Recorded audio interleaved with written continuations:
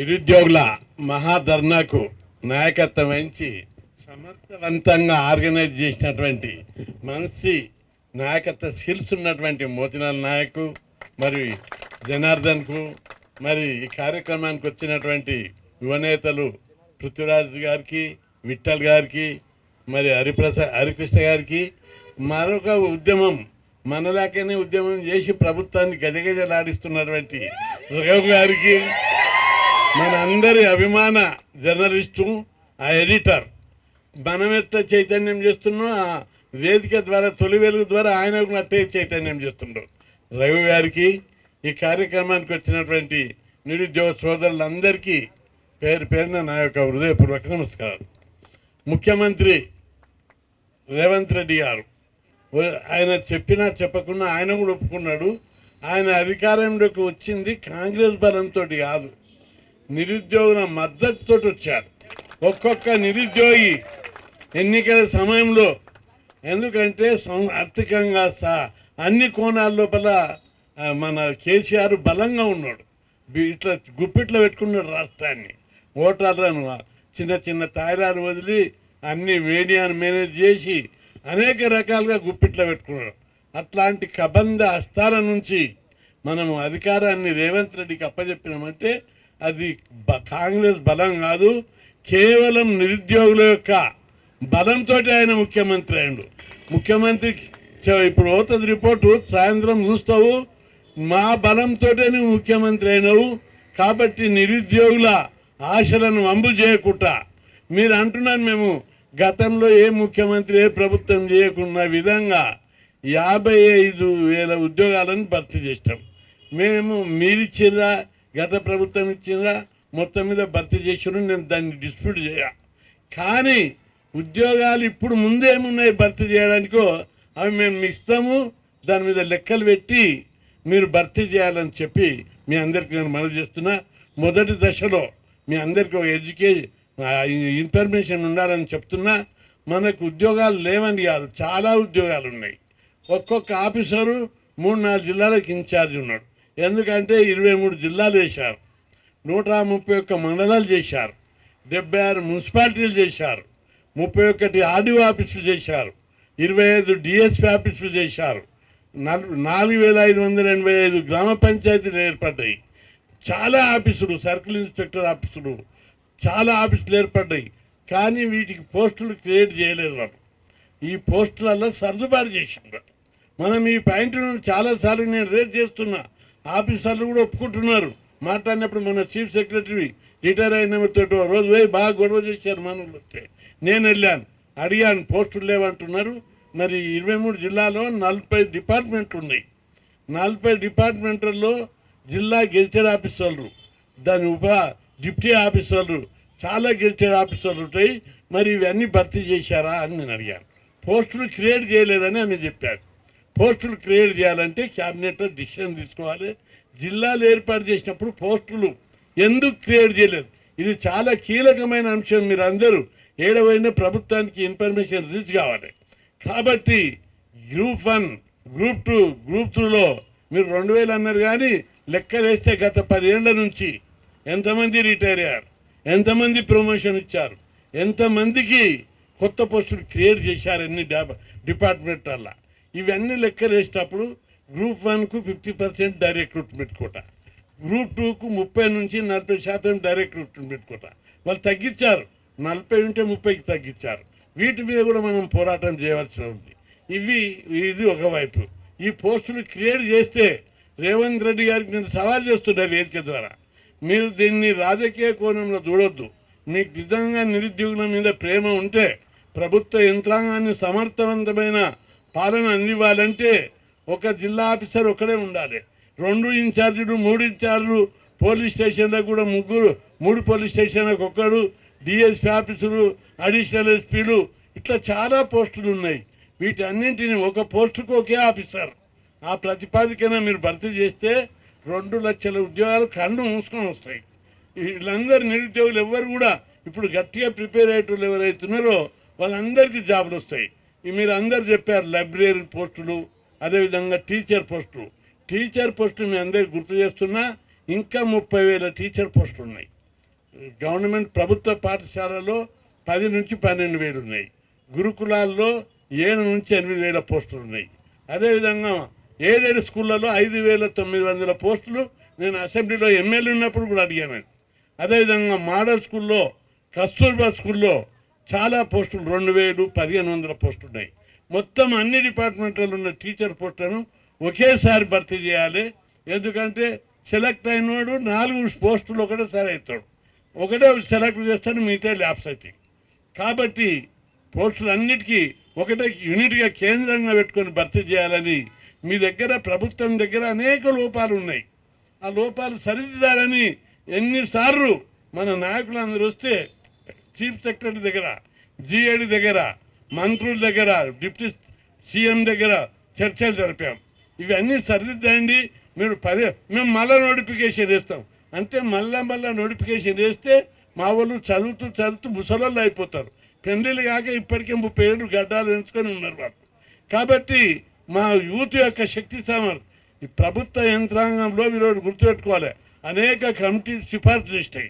ప్రభుత్వ యంత్రాంగంలో యూత్ను, యువ రక్తాన్ని నింపితే సమర్థవంతమైన పాలన, నిజాయితీ పాలన అందుతుందని చెప్పి అనేక సిఫార్సులున్నాయి. అందుకే ఐఏఎస్లో, ఐపీఎస్లో, సివిల్స్లో యూత్ వస్తే ఏ విధంగా అడ్మినిస్ట్రేషన్ చేస్తున్నారో తెలుసు. ఈరోజు రిక్రూట్మెంట్ చేయకపోవడం వల్ల 150 ఐఏఎస్ ఆఫీసర్ పోస్టులు ఖాళీ ఉన్నాయి, దాదాపు 120 ఐపీఎస్ పోస్టులు ఖాళీ ఉన్నాయి. అదే గ్రూప్ 1, గ్రూప్ 2 నింపితే వాళ్ళందరూ ప్రమోషన్ వచ్చి ఆ పోస్టులకు రీచ్ అయ్యేవాళ్ళు. ఈ విధంగా చాలా పెద్ద ఎత్తున పోస్టులు ఉన్నాయి. ఆ పోస్టులు భర్తీ చేయాలనే చిత్తశుద్ధి ప్రభుత్వానికి కానీ ప్రభుత్వ ఉన్నతాధికారులకు కానీ లేదు.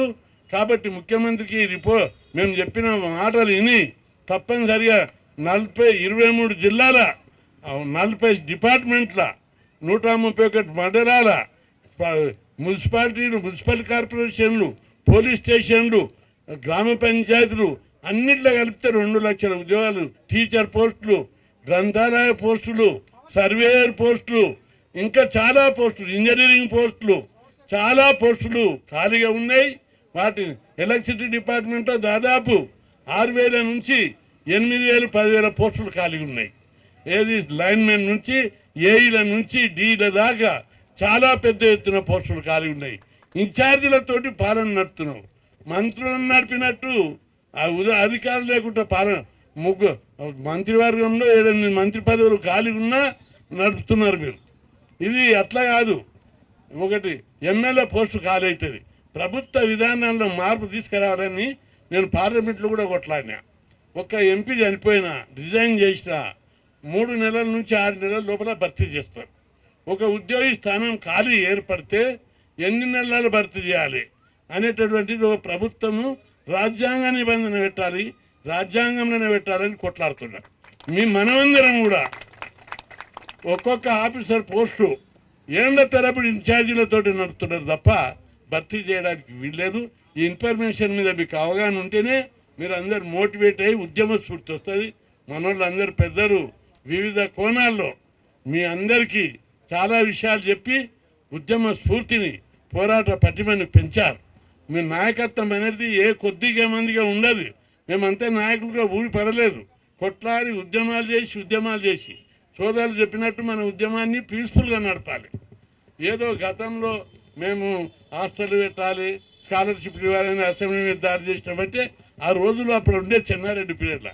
ఇప్పటి పరిస్థితి లోపల మీరందరూ పీస్ఫుల్గా మన సమర్థులైన నాయకులు, మోతీలాల్ నాయకు, ఇంకా చాలామంది నీల వెంకటేష్ రాలేదు, వాళ్ళందరూ కూడా ఓ టీం తయారు చేసి మన ఉద్యమాన్ని నోటిఫికేషన్ లేచే వరకు ఉద్యమాన్ని గట్టిగా నడిపిద్దాం. మీరందరూ కూడా నేను పోరాడితేనే నాకు వస్తుంది ఉద్యోగం, ఉద్యమించు ఉద్యోగం సాధించు అనే నినాదంతో ముందుకు పోవాల్సిన అవసరం ఉంది. మీరందరూ ఒకసారి 2 సార్లు కాదు, నేను దాదాపు 30-40 ఏళ్ల నుంచి మీ గురించే కొట్లాడుతున్నా.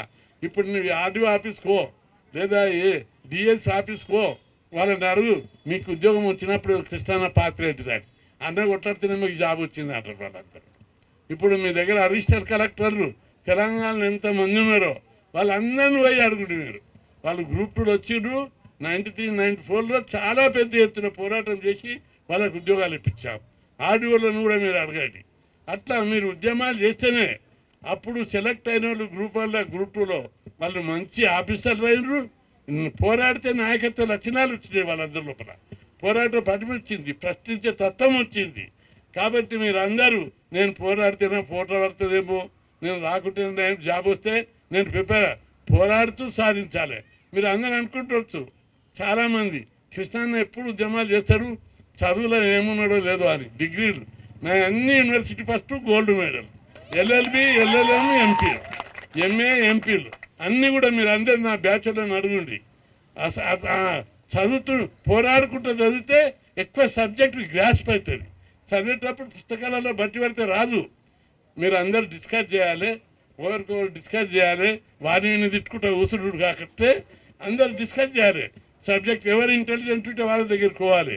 ఇంటెలిజెన్సు, రీజనింగు, అదేవిధంగా మ్యాథమెటిక్స్ అన్నిటికి సంబంధించిన సబ్జెక్టుల మీద, సోషల్ సబ్జెక్టుల మీద, అప్డేట్ సైంటిఫిక్ సైన్స్ మీద, అన్నిటి మీద, టెక్నాలజీ మీద మీరు అన్నీ కూడా డిస్కస్ చేస్తుంటే సబ్జెక్టు మెమరీలో పెట్టుకోవడం కాదు, సబ్జెక్టును డైజెస్ట్ చేసుకోవాలి. డైజెస్ట్ చేస్తే మీకు అందరికీ అన్ని ఉద్యోగాలు వస్తాయి. ఎందుకు ఆ మాట చెప్తున్నారంటే నేను 1975లో డిగ్రీ అయిపోయింది. 76 లోపలే 3 బ్యాంకులలో జాబ్ వచ్చింది నాకు. Union Bank of India, Bank of Baroda, Andhra Bank. 77లో గ్రూప్ 2లో జాబ్ వచ్చింది డిప్యూటీ తహసీల్దార్. ఆ తర్వాత వరుస జాబులు వచ్చినాయి. కానీ జాబ్ చేరకుండా లీడర్షిప్ చేయాలి, పేద పిల్లలు చదువుకోవాలి, హాస్టల్ పెట్టాలి, స్కాలర్షిప్లు ఇవ్వాలి, ఫీజులు ఇవ్వాలి, రిజర్వేషన్లు పెంచాలి. పేద కులాల పిల్లలు ఎప్పుడైతే చదువుతారో సమాజం లోపల మార్పు వస్తుందని పోరాటం. ఎస్సీ, ఎస్టీ, బీసీ అగ్రకులాల్లోని పేదలకు కూడా ఫ్రీగా చదువుకునే అవకాశం రావాలని పోరాడితే ఈరోజు దేశంలో ఎక్కడ లేని ఆ సదుపాయాలు, హాస్టళ్ళు, గురుకులాలు ఇవన్నీ ప్రేమతో ఎవడు పెట్టలేదు, కొట్లాడితేనే వచ్చినాయి. ఇవన్నీ గురుకులాలు కొట్లాడితే వచ్చినాయి, హాస్టళ్ళు కొట్లాడితే వచ్చినాయి. ఫీజుల రియంబర్స్మెంటు, స్కాలర్షిప్లు. బీసీలు, దళితులు ముఖ్యమంత్రుల రాష్ట్రాల్లో కూడా స్కీములు లేవు. పక్కన తమిళనాడు, కర్ణాటక, ఉత్తరప్రదేశ్, బీహార్ లోపల చాలా రోజుల నుంచి 30 ఏళ్ళ నుంచి 20 ఏళ్ళ నుంచి బీసీలు, దళితులు ముఖ్యమంత్రులు ఉన్నారు. కానీ వాళ్ళకు ఎజెండా లేక, దీని మీద అవగాహన లేక సమాజంలో మార్పు గురించి చూడలేదు. ఎంతసేపు అధికారం కోసం చూసారు. ఇక్కడ మనకు అధికారం వద్దని కాదు, అధికారం కావాలి, సమాజంలో మార్పు ప్రజల లోపల ఉద్యమము ప్రజల కోసమని పోరాడినాం. ఇప్పుడు అధికారం కోసం, అధికారం వస్తే ఇంకా ఎక్కువ చేయొచ్చని ఈ మార్పు కోసం ఈరోజు పోరాడుతున్నాము. సమాజంలో మార్పు మన మిత్రులు చెప్పినట్టు ఓటు ద్వారానే మార్పు వస్తుంది. కాబట్టి మీ చైతన్యం, మీ పోరాటం, ఇది పోరాడుతూ అస్సాంలో ఎట్లయింది, యూత్ అంతా తిరగబడితే అస్సాం గణ పరిషత్ పెట్టి యూనివర్సిటీ నుంచే ఎమ్మెల్యేల, యూనివర్సిటీ హాస్టల్ నుంచి ఎమ్మెల్యే క్వార్టర్లకు వెళ్ళారు. మీరు అందరూ అనుకుంటున్నారు మొన్న తెలంగాణ మూమెంట్ ద్వారా ఎంతమంది మెంబర్ తిరిగిన వాళ్ళు ఎమ్మెల్యేలు అయినరు, మంత్రులు అయినరు. ఒట్టిగా మెంబర్ తిరిగి మీ ఇస్తరాకులలో తిని, మీ ప్లేట్లలో తిన్న వాళ్ళు కూడా మంత్రులు అయ్యారు. ఆ విధంగా మీరు కూడా రేపు భవిష్యత్తులో పోరాడితే పెద్ద నాయకులు అవుతారు. రాజ్యాన్ని, యువజన రాజ్యాన్ని నెలకొల్పేటటువంటి సమయం భాషానం అవుతుంది. మీకు అందరికీ చైతన్యం చేసేందుకు, మీకు అండగా ఉండేటందుకు ఇట్టర్ ఉన్నాడు, పృథ్వీరాజు ఉన్నాడు, హరికృష్ణ ప్రసాద్ ఉన్నాడు, రఘు ఉన్నాడు, మేమందరం ఉన్నాం. మీరు మంచిగా ఎప్పుడు పిలిచినా పెద్ద ఎత్తున రావాలి. ఉద్యమం నాది, మా వీళ్ళందరూ వచ్చారు. వాళ్ళ టైం అమూల్యమైనటువంటి సమయాన్ని వృధా చేసుకొని ఇక్కడికి వచ్చారు. ఎందుకు వచ్చిర్రు? మా వాళ్ళకి జాబులు రావాలి, వాళ్ళు లైఫ్లో సెటిల్ కావాలి, వాళ్ళకు ఒక ధైర్యాన్ని ఇవ్వాలి, వాళ్ళకు ఒక పోరాట పటిమని ఇవ్వాలి, స్ఫూర్తిని ఇవ్వాలని మంచి ఆశయంతో వచ్చారు. వాళ్ళ టైం అంతా మనకు స్పేర్ చేశారు. మీరు కూడా ధర్నాకు వస్తే ఎప్పుడు ఉదయం ఎండగొడుతుంది, వాన వచ్చేటట్టుంది కాదు. ఈ ఉద్యమం ద్వారా నేను నాయకత్వ లక్షణాలు ఎట్లా ఏర్పాటు చేయాలి, ఏ విధంగా పోరాట పటిమ పెంచుకోవాలి, ఏ విధంగా ఉద్యమాన్ని ముందుకు తీసుకుపోవాలి, ఈ జీవితంలో నేను ఏ విధంగా రాణించగలుగుతా, ఏ విధంగా నాయకుడిని కాగలుగుతా అనేటువంటి ఒక స్ఫూర్తిని మీరు నరాన జీవనం చేసుకుంటే జీవితంలో అన్ని రంగాల్లో కూడా మీరు లాభపడతారు. కాబట్టి మిత్రులందరికీ నేను మనవి చేస్తున్నా, ఇప్పుడు సోషల్ మీడియా వచ్చింది. మీరు ఎప్పుడు ఉద్యమం ఉన్నా ఒకరికొకరు చెప్పుకొని, ఇప్పుడు వద్దు 2000 మంది వచ్చినట్టున్నారు, మళ్ళా ఉద్యమం చేస్తే 4000 మంది రావాలి. అట్లా ఉద్యమం వస్తే మీరు అందరూ అంటారు ఇటు వచ్చిన ఉద్యమం చేస్తే ఏమైంది అని అంటారు. ఈరోజే నోటిఫికేషన్ రాదు. దీని ప్రభావం ముఖ్యమంత్రి దగ్గరికి సాయంత్రం పోతుంది. అమ్మో నిరుద్యోగులు తిరగబడుతున్నారు. ఈరోజు సింపుల్గా అనుకుంటేనే 2000 మంది వచ్చిర్రు. వాళ్ళలో ఒక్కొక్కరు స్పీచు అంతా చెప్తారు. పోలీసు వాళ్ళందరూ వాళ్ళకి చెప్తారు, సార్ ఇది బాగా పెద్ద మూమెంట్ అయ్యే అవకాశం ఉంది, మనం ఏదో ఒకటి చేయాలంటారు. అందుకే మనం చెప్పినవన్నీ కూడా నోట్ చేసుకొని ఎన్ని ఉద్యోగాలు క్రియేట్ చేయాలి, ఎన్ని ఉద్యోగాలు భర్తీ చేయడానికి అవకాశం ఉంది, అవన్నీ లెక్కలు తీయమని ఆఫీసర్లు గట్టిగా చెప్తారు. మేము రాజకీయ ముఖ్యమంత్రికి వేదిక ద్వారా హెచ్చరిస్తున్నాం. ఇది రాజకీయ కోణంలో చూడొద్దు, మాకు ఉద్యోగాలు కావాలనే కోణంలో చూస్తున్నాం. మేము చెప్పిన 4 మాటలు మీరు చిత్తశుద్ధితో విని ఆఫీసర్లతో మాట్లాడి 2 లక్షల ఉద్యోగాలు ఉన్నాయి అన్ని డిపార్ట్మెంట్లలో. కాబట్టి వెలుగు తీసి వాటన్నింటిని కూడా భర్తీ చేయడానికి చర్యలు తీసుకోవాలి. భర్తీ చేసే వరకు తప్పనిసరిగా నిరుద్యోగులు చేసే ఉద్యమానికి మేమందరం మద్దతు ఉంటాం. కాబట్టి ప్రభుత్వం రాజకీయ కోణంలో ఆలోచించకుండా లేదా స్వార్థ కోణంలో ఆలోచించకుండా ఉద్యోగాలు భర్తీ చేయాలి. ప్రభుత్వ యంత్రాంగాన్ని సమర్థవంతంగా తీర్చుకోవాలి. ప్రజల అభివృద్ధి పూర్తి ప్రభుత్వ యంత్రాంగం ఉన్నప్పుడే సంక్షేమ పథకాలు అభివృద్ధి పథకాలు సజావుగా నడుస్తాయి. రిటైర్మెంట్ ఏజ్ని కూడా తగ్గించాలని పెంచాలని చూస్తున్నారు.